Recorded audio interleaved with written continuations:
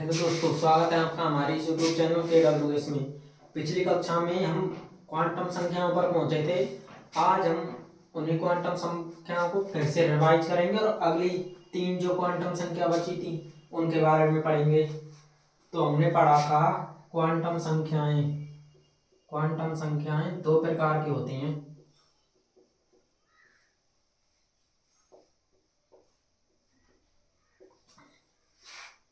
एक है काल्पनिक, पहले वास्तविक क्वांटम संख्या,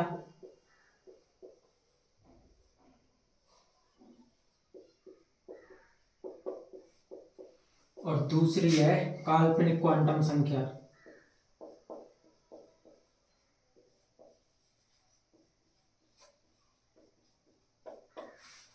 तो इसमें पढ़ी थी हमने तीन क्वांटम संख्या।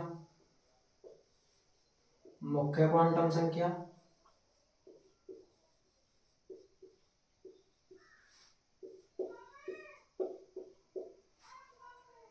और दूसरी थी द्विगंशी क्वांटम संख्या। द्विगंशी क्वांटम संख्या, और तीसरी थी इसमें चुंबकीय क्वांटम संख्या।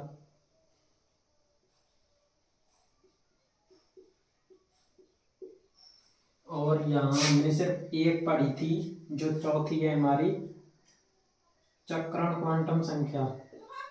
का है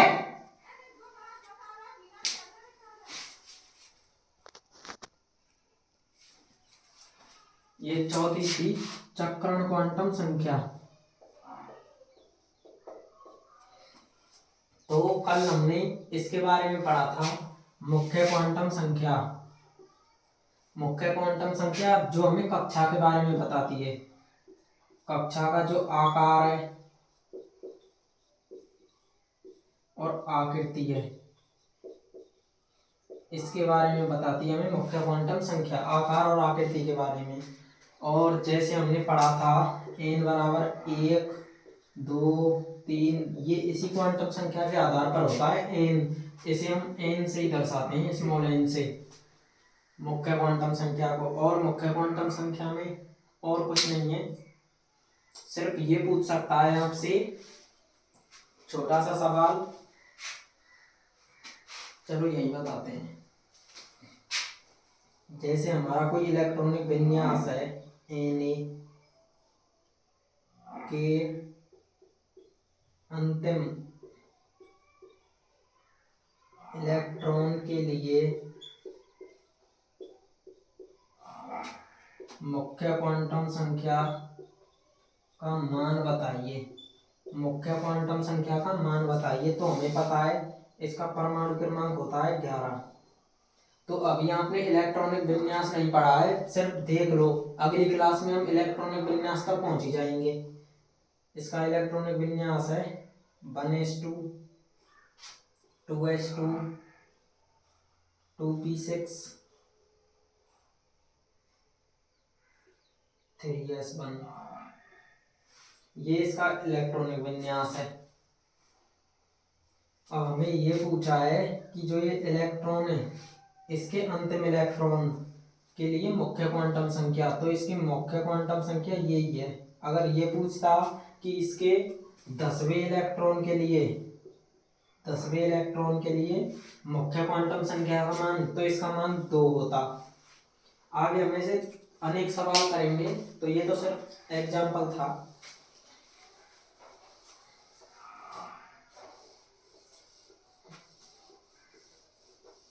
अब है यहाँ की द्विगंशी क्वांटम संख्या।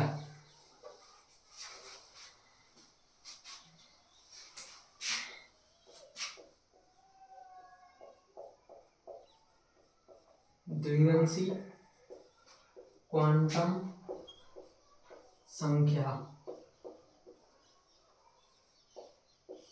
या कोणीय क्वांटम संख्या।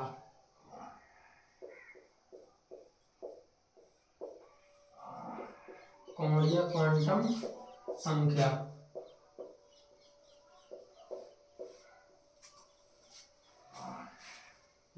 द्विगंशी क्वांटम संख्या या कोणीय क्वांटम संख्या। तो ये पहले एक चीज लिख लेना आप, पहले इसे ही लिख लो। चलो ये पॉइंट है, ये क्वांटम संख्या, ये क्वांटम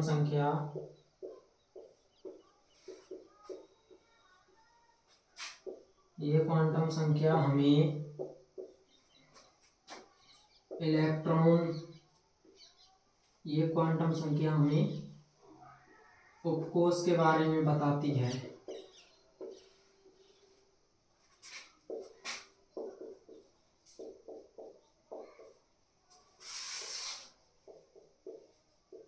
उपकोष के बारे में बताती है। ये है ये क्वांटम संख्या। और एक चीज लिख लेना तुम, किसी कक्षा में कुल उपकोष बराबर होता है, किसी कक्षा में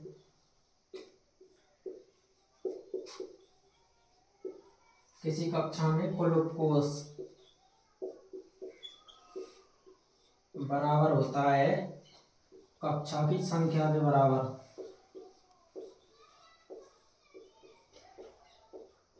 कक्षा की संख्या के बराबर। किसी कक्षा में कुल उपकोष बराबर कक्षा की संख्या। और ये है उपकोष S P D F G H, ये ऐसे ही चलते रहते हैं ये उपकोष। हमें सिर्फ यहाँ तक पढ़ना है S P D F के बारे में। और ये लिख लेना, हम इसे L से दर्शाते हैं, इसे स्मॉल l से दर्शाते हैं।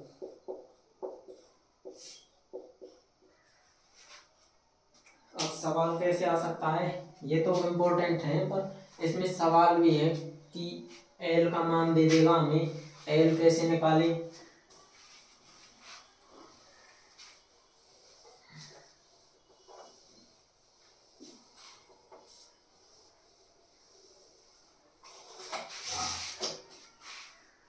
एक सूत्र होता है L बराबर n-1,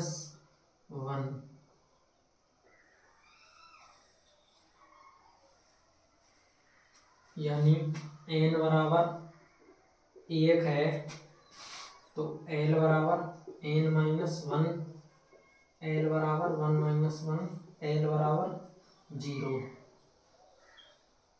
एक इधर सारणी बनाना तुम ऐसी,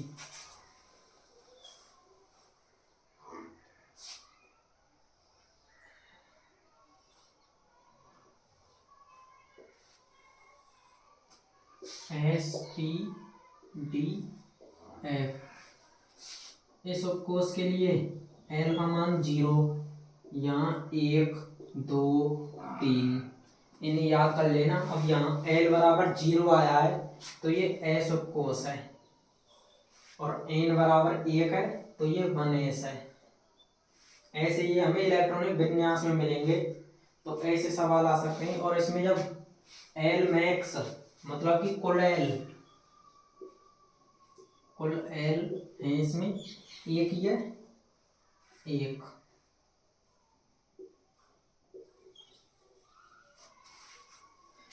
और सवाल करेंगे जब आपको और ज्यादा समझ में आएगा।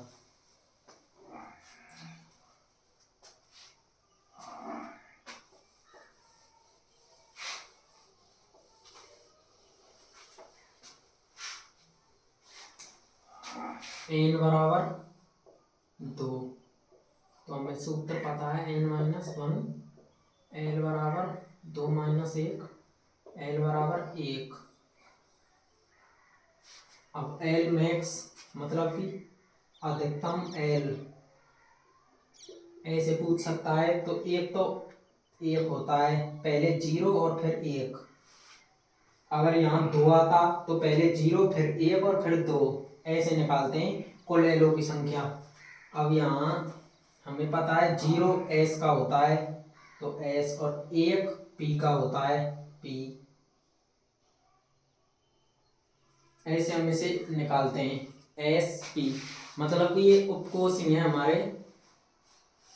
n बराबर 2 है तो यहाँ 2 लगा देंगे, 2s 2p, ये हो गए हमारे उपकोष। ऐसे ही और निकालते हैं, n बराबर 3 रखकर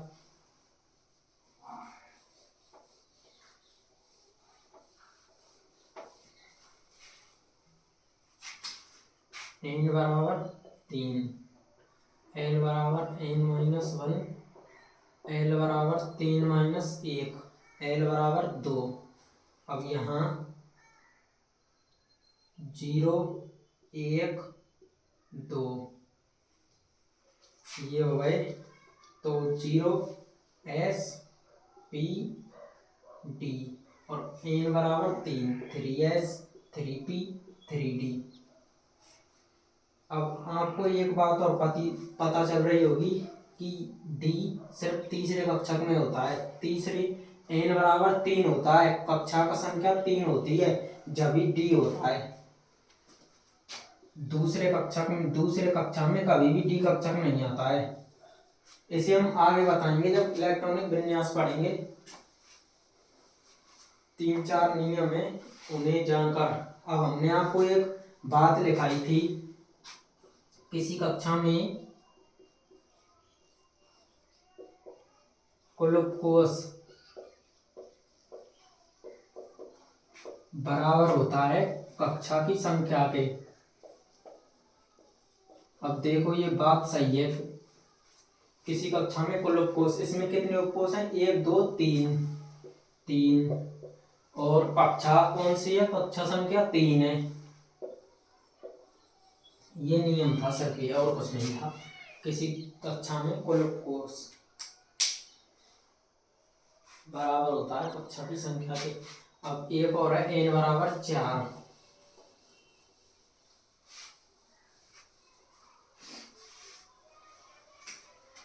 n बराबर 4। अब l बराबर n-1, l बराबर 4-1, l बराबर 3।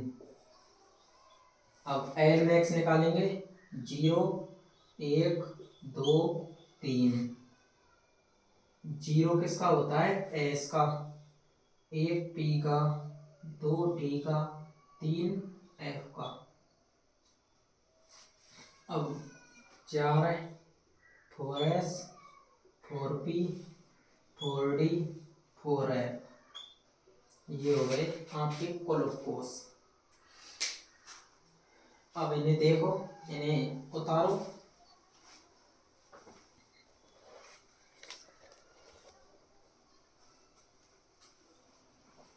इसे याद रखना, सिर्फ SPDF और ये सूत्र l बराबर n-1, l मैक्स 3, 0 1 2 3, ऐसे।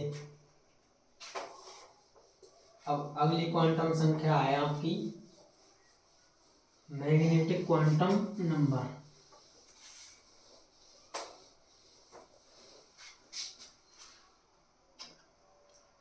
चुंबकीय क्वांटम संख्या।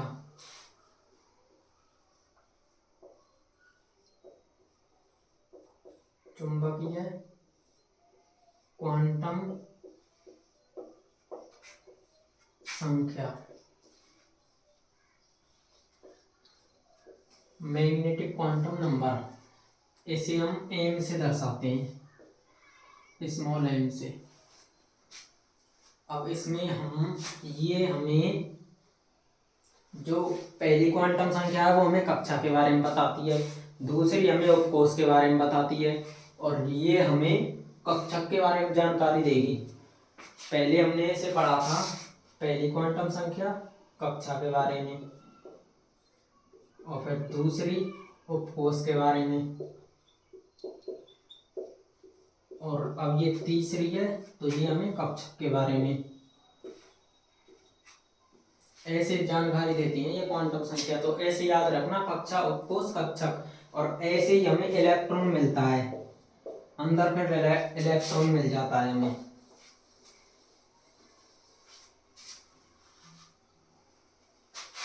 चुंबकीय क्वांटम संख्या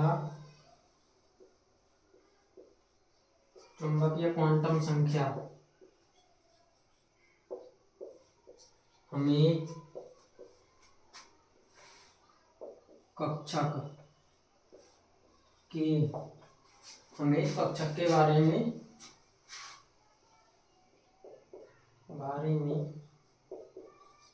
बताती है।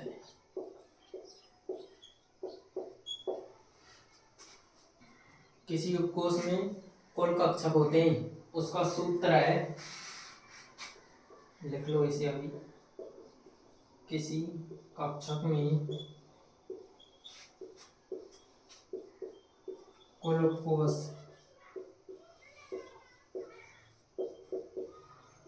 बराबर होता है 2l+1। ये सूत्र होता है किसी कक्षक में कुल उपकोष निकालने का। जैसे S बराबर निकालना है हमें, S उपकोष, S कक्षक, L बराबर 0 है। जैसे एग्जाम्पल लिखो, L बराबर 0 है तो कुल कक्षक तो 2l+1 बराबर 1। तो L बराबर 0 पर हमें एक कक्षक मिलता है S। आपको पता है L बराबर 0 किसका होता है? S का, जो पिछली हमने यहाँ जो बनाई थी ना, उसके हिसाब से। और एग्जाम्पल करते हैं इसके, फिर हम m ज्ञात करेंगे। m कैसे निकालते हैं?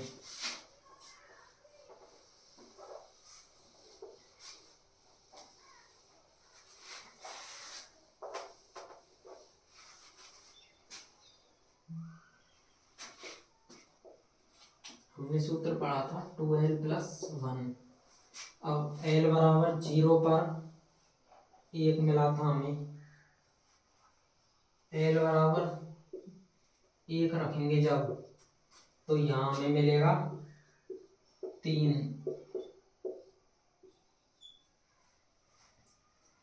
मिल गया। ऐसे l बराबर 2 पर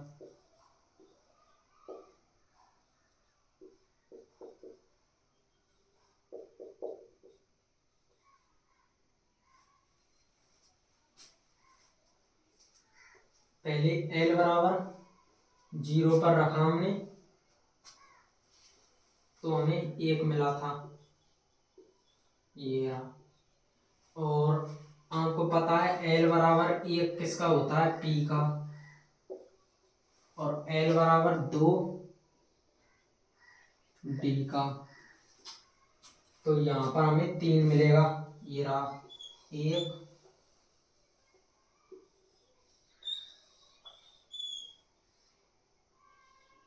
ये हमें 3 मिल गए। और यहाँ पर 5 है,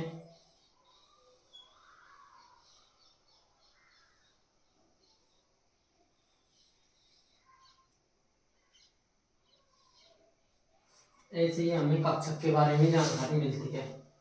मतलब कि चुंबकीय क्वांटम संख्या हमें कक्षक के बारे में जानकारी देता है। अब हमें ये तो मिल गया, अब हम m का मान कैसे निकालें?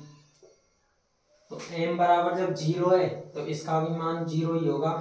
पर यहाँ 3 है तो ये -3 से फिर 0 और फिर +3 तक ऐसे मिलती है ये हमें संख्या। ऐसे ही वहाँ, ऐसे ही नहीं, -1 से और 0 और +1 ऐसे मिलती हैं हमें। ऐसे यहाँ 2 है तो -2 से 0 और फिर +2 ऐसे मिलती हैं। देखो m बराबर 0 है तो यहाँ 0, अब यहाँ 0 -1 +1, यहाँ 0 -1 -2 +1 +2। ऐसे ही हमें m के बारे में जानकारी मिलती है। p के बारे में और लिखते हैं हम, 2l+1 D का भी लिखा है। f के बारे में l बराबर जब हम 3 धरेंगे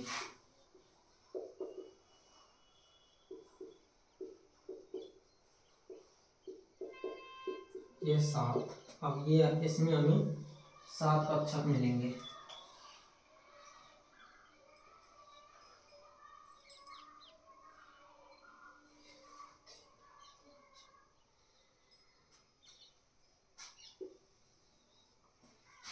अब ऐसे ही हमें -3 से 0 और फिर +3।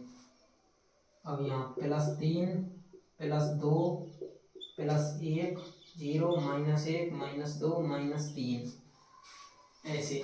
अब यहाँ कोई इलेक्ट्रॉन आएगा, मान लो यहाँ कोई इलेक्ट्रॉन है इसमें। अब हमसे ये पूछेगा कि इस इलेक्ट्रॉन के लिए चुंबकीय क्वांटम संख्या का मान बताइए। चलो एक एग्जांपल लेते हैं, उसी की मदद से समझते हैं हम।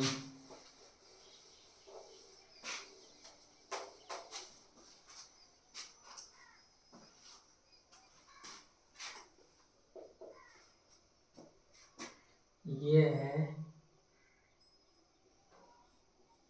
Na, जिसका परमाणु क्रमांक होता है 11 के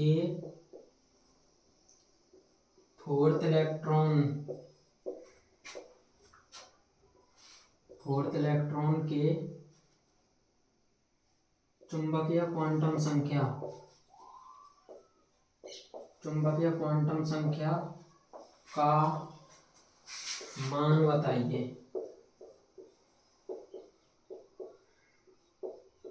तो इसका इलेक्ट्रॉनिक विन्यास 1s2 2s2 2p6 3s1।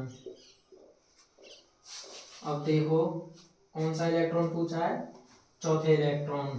2 electron ये रहे, 2 ये रहे, मतलब कि इस उपकोष में मिलेगा हमें एस ही है, एस जो एल बराबर कितना होता है 0।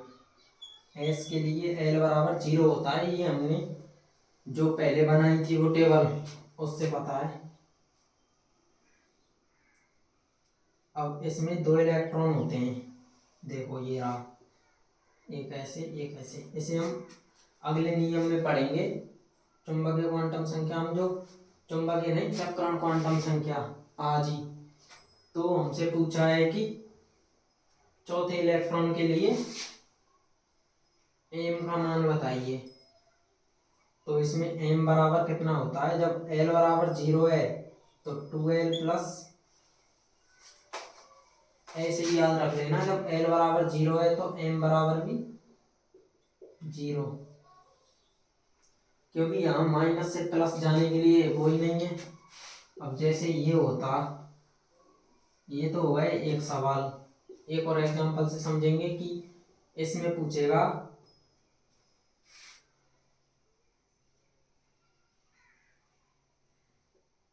6 इलेक्ट्रॉन के चुंबकीय क्वांटम संख्या का मान बताइए। अब 6 इसमें है, छठा इलेक्ट्रॉन इसमें, 4 यहाँ तक हो गए और अगले 2 इसमें मिलेंगे। तो ये पी कक्षक है, पी कक्षक के लिए एल का मान कितना होता है 1, एल का मान 1 होता है। अब हमने पढ़ा था 2 इलेक्ट्रॉन इसमें, 2 इसमें और 2 इसमें। अब देखो छठा इलेक्ट्रॉन, 4 तो यहाँ हो गए और 2 इसमें मिलेंगे, तो ये इलेक्ट्रॉन होगा, आपको वैसे भी पता है। और यहाँ होता है 0 +1 -1, तो इन दोनों इलेक्ट्रॉनों के लिए एम का मान कितना है -1। ऐसे इसका मान निकालते हैं। एक बार आप इलेक्ट्रॉनिक विन्यास सीख लो, और जब कोई सी भी क्वांटम संख्या पूछे आपसे 1 मिनट में उत्तर निकलेगा। अब एक और क्वांटम संख्या है अपनी चक्रण क्वांटम संख्या, उसके बारे में पढ़कर फिर सवाल करना।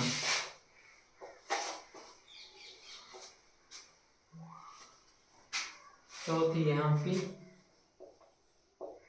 चक्रण क्वांटम संख्या, स्पिन क्वांटम नंबर।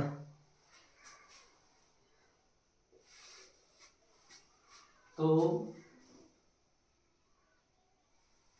चक्रण क्वांटम संख्या हमें सिर्फ इसके बारे में बताती है कि कोई इलेक्ट्रॉन चक्रण, कैसा चक्रण है इलेक्ट्रॉन का। जैसे कि अभी हमने बात की थी, ऐसा कोश था ऐसे, तो पहले ये बात लिख लेना, ये हमें इलेक्ट्रॉन के चक्रण के बारे में बताती है।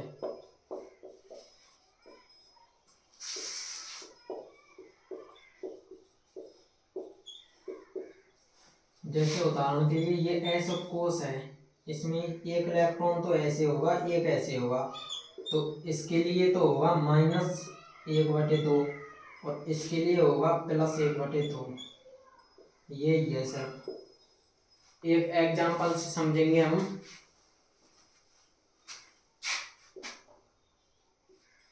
Na के थर्ड इलेक्ट्रॉन की स्पिन क्वांटम संख्या, चक्रण क्वांटम संख्या का मान बताइए। तो ये हो गया, यहाँ मिलेगा हमें तीसरा इलेक्ट्रॉन, एक ऐसे और एक ऐसे, तो ये है, इसका मान है +1/2। ऐसे ही हमारे कुछ सवाल हैं जिन्हें हम अगली कक्षा में करेंगे, क्योंकि हमारा सिर्फ 30 मिनट की क्लास होती है। अब अगले जो सवाल हैं आपके, ऐसे सवाल आएंगे वैसे वो।